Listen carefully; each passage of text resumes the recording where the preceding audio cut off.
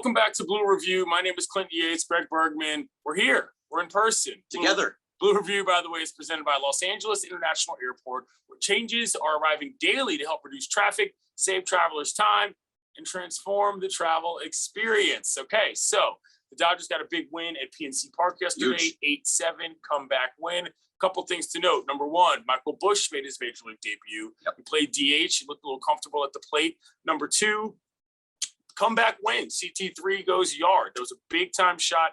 Number three, Syndergaard took the mound. It didn't go as well as we thought. Greg, your first thoughts on what the Dodgers were able to do in Pittsburgh yesterday? So, okay, we'll start with Michael BUSCH. Yeah. Michael BUSCH, he was a DH yesterday, so I would love to see what he can do in the field. He is an infielder, second base, third base. Sure. He's not going to get that shortstop. Typical Dodgers prospect type. That kind of goes everywhere. Right. He's going to be, he's fungible, is the way that Steve Mason likes to say it. But so I liked what I saw him. He did have he had a hit up the middle, got a couple RBIs. I think that I want to see him in the field, but I think that he fits and he's going to be just fine up here. I hope he stays longer than just the time he did on the paternity list for your boy Max Muncy. Kind of an emergency situation as a result of what you talked about. What I liked about it was that he looked like he belonged. Yep. You know, a lot of times guys get up. Not everybody can be James Outman going yard in their first AB, okay? But he did knock in Outman, who he was a former minor league teammate of. So that was a very cool moment, I think, on the diamond overall. But the Syndergaard situation has to change. You know, the Dodgers don't run a lot, so they don't necessarily exploit pitchers this same way. But the runners are moving all over the shop, Greg, and I don't love that. That seems to be such a big disadvantage for a guy who is also not exactly always hitting the zone like he needs to be. It did not make for a good combo yesterday. No, so Syndergaard's an interesting case. He is going to be the fifth starter. Once Tony Gonsolin comes back, everything moves. Gonsolin starting today, by the way. Yeah, yes, exactly. Yeah. So, by the way, so he's now going to move down to that fifth spot. So now it's just about expectations. What are we expecting from him?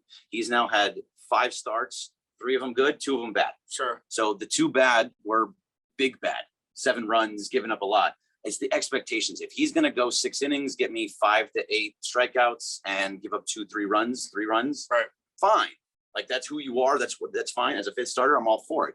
If it's more consistently going to be that 7 runs that we're seeing, then it's a massive problem like you're talking about, and you're going to start seeing other guys trying to take over. Fifth starter is key here. Don't necessarily need him every single series from the way that he goes. That's important to know. And the last thing I want to talk about, Mookie Betts again at shortstop.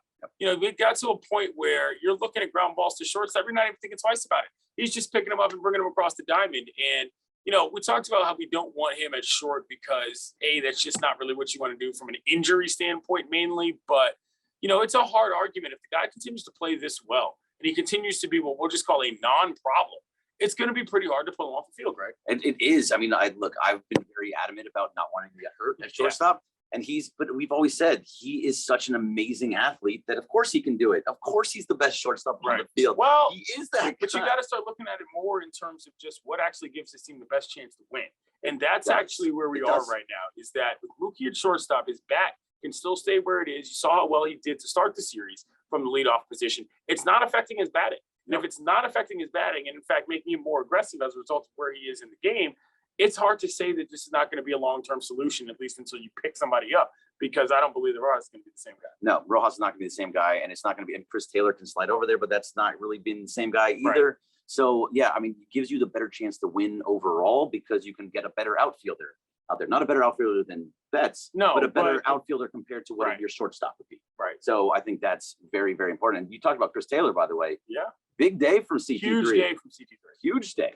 So that's I mean, obviously I have not been the biggest CT3 fan, even though I look exactly like him. I was going to say, he's your doppelganger. So how are you not a fan?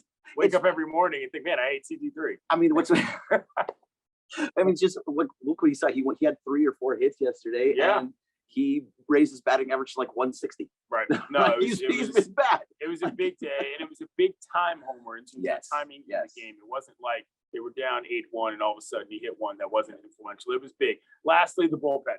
The bullpen looked good for once, sort of bailing out the starting staff, which is something we haven't seen in a while. So that was good. No Gratterall, sorry. Bullpen looked fine, but I do think that was a strong point for the team. Yeah, no, when you get a good bullpen outing, you have to just run with it because we don't know what we're going to get out of this bullpen right now. So hopefully they can build on that and move forward and start moving and winning against Pittsburgh, by the way, in Pittsburgh, the best team in the National League. And they were losing. I mean, they were down 7-3. It was a comeback win. Yeah. It was a big win for the Dodgers in terms of identity, in terms of what we'll just call grit. Yes. For Greg Bergman, I'm Clinton Yates. This is Blue Review. Thanks again to LAX.